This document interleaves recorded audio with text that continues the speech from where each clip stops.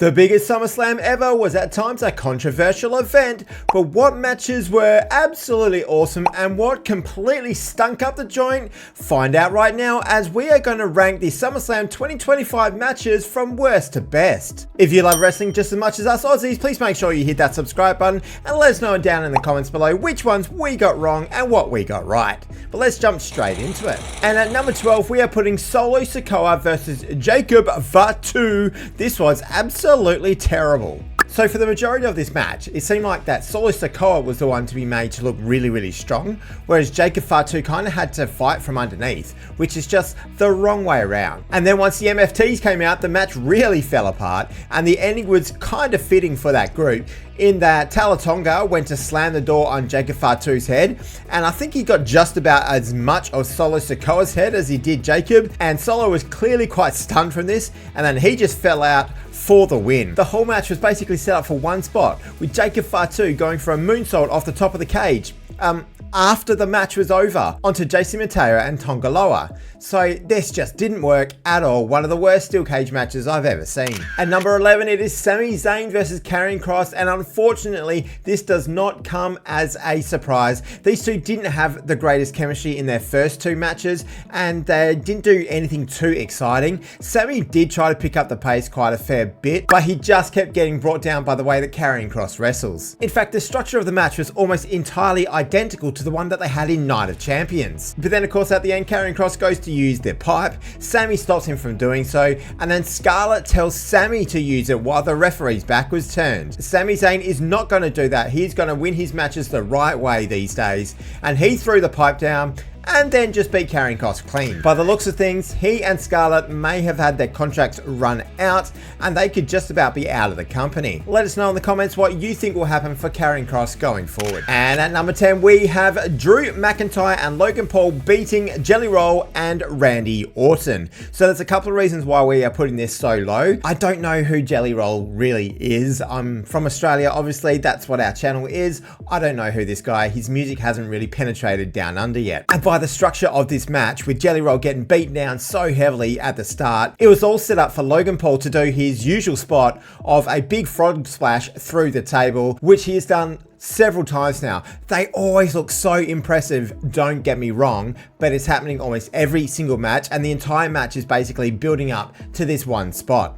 Jelly Roll then gets taken out, and then he is made to look tougher than any of the wrestlers in the back as he comes back in to help a beaten down Randy Orton. But of course, they managed to beat both Randy and Jelly Roll down towards the end, and the heels of Logan Paul and Drew McIntyre get the win. I didn't believe the story whatsoever of Jelly Roll being this incredibly tough guy, and he was the one that was going to try and save Randy Orton. Didn't work for me whatsoever. Next up was Tiffany Stratton versus Jade Cargill. And once again, I actually think that Tiffany Stratton had a really good night here on the big stage. She is definitely stepping up when it comes to these massive PLEs. However, I don't know whether Jade Cargill had a good night at all. It seemed like she was kind of sandbagging a couple of Tiffany Stratton's moves. I don't think that's a deliberate thing. I think that's more of kind of a skill issue, or the way that she has been selling people's moves. Before coming into the WWE, she never really had to sell or bump for people too much. Now that she's having to do it quite regularly and for longer matches than she's ever done, it is showing that she's not very good at doing that and helping out her opponent. But Tiffany is looking really good, and I think the decision to keep her as the champion is more than justified. Moving on to number 8, and it's the Eddie Guerrero tribute match, or as it's actually known, Dominik Mysterio defending his Intercontinental title versus AJ Styles. This build-up was absolutely wonderful. AJ Styles has been doing some fantastic stuff on Raw. Nothing really went wrong with this match. I think the two of them had a good night out there. It was more that it was a pretty simple match between the two of them. Of course, we had the Eddie Guerrero tribute of Dominik Mysterio trying to pretend that AJ Styles whacked him with the chair, and then AJ got the chair and wrapped it around him. Of course, if the referee believed him, that was going to be a DQ, and AJ would have not being able to win the belt, but let's just forget about that. It popped the crowd big, it popped me big. I love seeing that kind of thing. And then, of course, Dominik Mysterio undoes his boot before AJ Styles could get on the calf crusher, so AJ just wrenches the boot off, and then Dominik Mysterio has got a weapon to whack AJ with as the referee was distracted. Again, I thought this was a good match. Nothing too much went wrong. It was just pretty simple in its structure. And coming in at number 7 for us is Becky Lynch retaining her Intercontinental Championship against Lyra Valkyria. Now, had this gone probably 10 minutes less, I reckon this would have been one of the matches of the night, but there was just one too many big beatdowns by Becky Lynch to Lyra Valkyria. Clearly the story in this one was that Lyra Valkyria would take everything that Becky could throw at her and she would still keep coming back. Of course, she got zip tied at one point and she was fighting with her hands tied up. She ended up doing a moonsault with her hands tied up, which is just fantastic work from Lyra Valkyria. But as I said, there was just too much of this. Becky beating her down too much, Lyra just battling from underneath for the whole match. And unfortunately for the younger Irish woman, Becky Lynch is still the man on top. She is still holding her down, and Becky Lynch retains her title. We've gone over 600 subscribers here on Aussie Cousins Wrestling in just this year alone. So thank you very much for everyone who has joined. And if you haven't, click that subscribe button here. Please make sure you do so to help us out for absolutely free. Like this video and leave a comment down below with what your favorite match of the weekend was. Now moving on to the top half, and at number 6 we have Alexa Bliss and Charlotte Flair winning the women's tag team titles against the Judgment Day of Raquel Rodriguez and Roxanne Perez. Again, this match was just really good. A solid match where nothing went wrong. The four of them have some fantastic chemistry in the ring. Both of them have that little and big person dynamic in their teams, and they play that up really, really well. And I like the fact that Raquel Rodriguez is bigger than Charlotte Flair, and that's how they played that dynamic.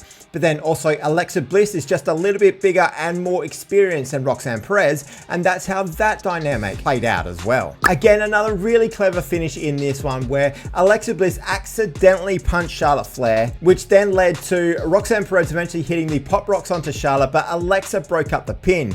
Charlotte was then sent out the ring. Alexa's in there. She is going for the Sister Abigail DDT on Roxanne Perez after getting back on top.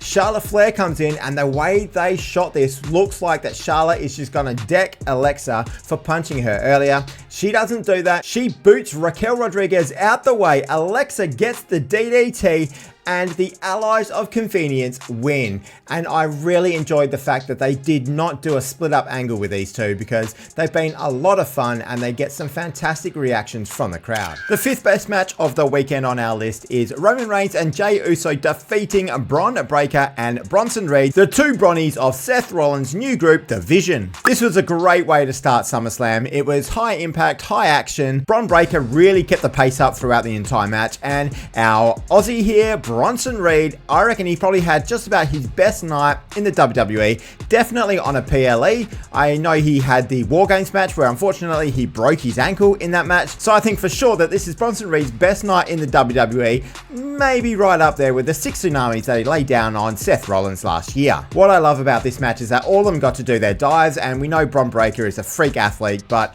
Roman Reigns has still got the ability to show up anyone on that roster, because that leap he did over the rope onto Bron Breakker and Bronson Reed was just incredible. He got so much height and distance, he almost overshot the two of them out on the outside. And the finish was inspired as well because, of course, Jey Uso was about to get speared and Roman Reigns took the bullet for his cousin. That would have to be one of the first times he's ever done that, because before it was always Jey Uso and Jimmy Uso having to do the same for Roman Reigns. But it wouldn't be all bad for Bron Breakker and Bronson Reed during that night. It looked like Bron Breakker may have been injured after the match, but when you saw him on Raw the next night, he looks like he's actually okay. Probably just a little bit banged up, which can happen in a match like this. I thought this was really, really fun. Moving on to number 4, and it is Naomi versus Rhea Ripley versus Io Sky for the Women's World Championship, held by Naomi, that she won at Evolution after cashing in on Io Sky. Now, this one was always going to be compared to the match at WrestleMania between Bianca Belair, Io Sky, and Rhea Ripley. And one of the things that kind of drags it down a little bit from that,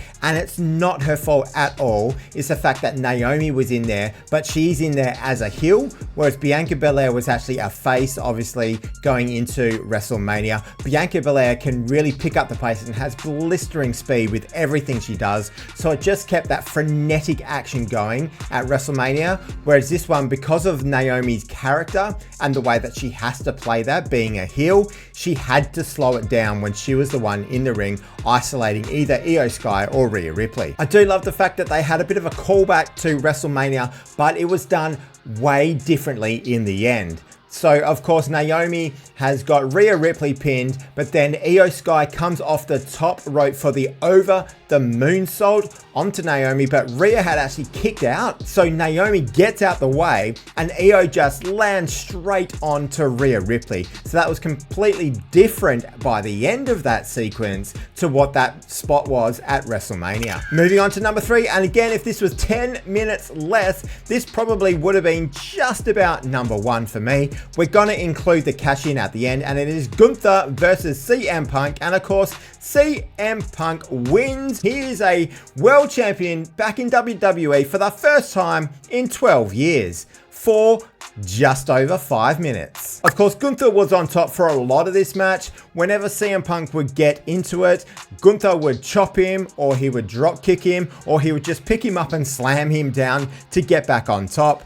There was a big callback to WrestleMania 40 with Gunther celebrating on the Spanish announce table for this one, with CM Punk sweeping the leg like he did to Drew McIntyre when he was celebrating at WrestleMania 40. Gunther falls down onto the announce table, and when he comes up, he is covered in blood. Now, if you know the lore of Gunther, there are 2 things that are his kryptonite. He does not like being choked, and that is why he tapped out quickly at WrestleMania 41, and he does not like his own blood. So finally, CM Punk gets him back into the ring. Gunther fights a bit, tries to put the sleeper onto Punk. That is counted out of 1 GTS, with Gunther staggering backwards in a very 1980s fashion. A second GTS, and CM Punk is the winner. He is there celebrating with the belt before Seth Rollins' music hits. He's on crutches and has a massive knee brace. He's not gonna cash in. He throws everything away, runs to the ring, beats down CM Punk with the briefcase. One stomp. Seth Rollins is the new World Heavyweight Champion. Now, they say that they fooled everyone, but not too many people were fooled. I think going into the night, the way everything was happening, it was pretty much signposted that Seth Rollins was going to be there, and he's not actually injured. Coming in at number 2 is John Cena versus Cody Rhodes. Now, this is the best match of the John Cena retirement tour by an absolute country mile. I said in the preview that having this being a street fight is going to help John Cena, because he's obviously got a lot of diminishing skills now that he's getting towards his late 40s, and it really did help him because he was actually able to hide a lot of that. Cody Rhodes had a wonderful night, as he usually does as well. These two finally showed some really good chemistry in the ring. This is so much better than their WrestleMania 41 match. With a match like this, it is always going to be set up for these big visuals, these big spots that everyone is going to remember. And of course, one of them being John Cena rising up through Cody's elevator with Cody on his shoulders. Absolutely preposterous spot, but it did look really, really cool. And I really enjoyed after the match, they had a fantastic show of respect between Cody Rhodes and John Cena. Cody Rhodes then let John Cena soak in the crowd, and unfortunately it is absolutely completely ruined by the return of a certain person that came out after the match. We all know who it is, and even if there wasn't certain things going on outside of the ring with this person, I just don't want to see him in the wrestling ring anymore. I think the business has long gone past him. And finally, the number 1 match of the weekend, according to us guys here at Aussie Cousins Wrestling, is the TLC match, the 6-pack challenge for the WWE Tag Team titles. This was just incredible action from start to finish. And I know all of it is just so set up and all that kind of stuff, but when you have 4 huge table spots on each of the corners all in a row, perfectly timed, one after the other, and the final one being a ridiculous Spanish fly by Axiom on Angelo Dawkins to a table outside the ring. It was just fantastic. Then you've got to look at the spot with Candice LeRae getting in there. B-Fab tries to beat her down,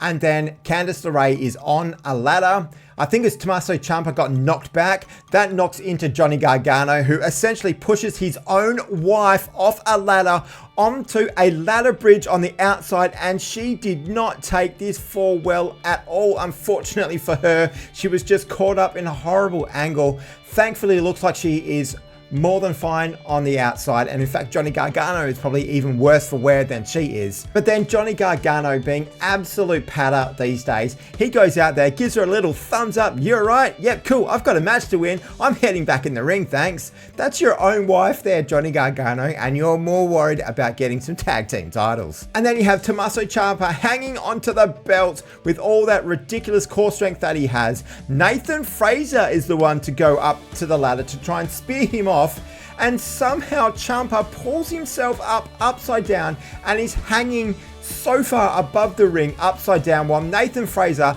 somehow manages to land off the ladder absolutely perfectly.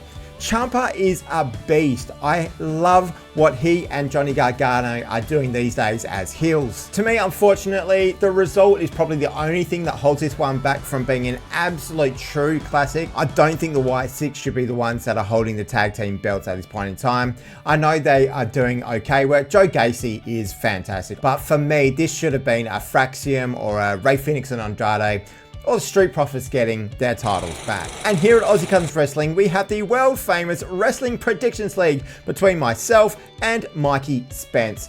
And going into this event, I was up 60 points to 59 throughout the year, so that's a point for every single match on a PLE that we have got right in the WWE and NXT so far this year. I got 7 points, and Mikey, he got 7 points as well, so no change to the difference in our scores. I go up to 67 points, he's on 66. This has been a fantastic league, and once we grow this channel, we are hopefully going to open this up to so many more people to get involved. And of course, that's just how we are ranking the matches from worst to best here at Aussie Cousins Wrestling. Please make sure you hit that subscribe button and like the video so many more people can enjoy us Aussies going through WWE content.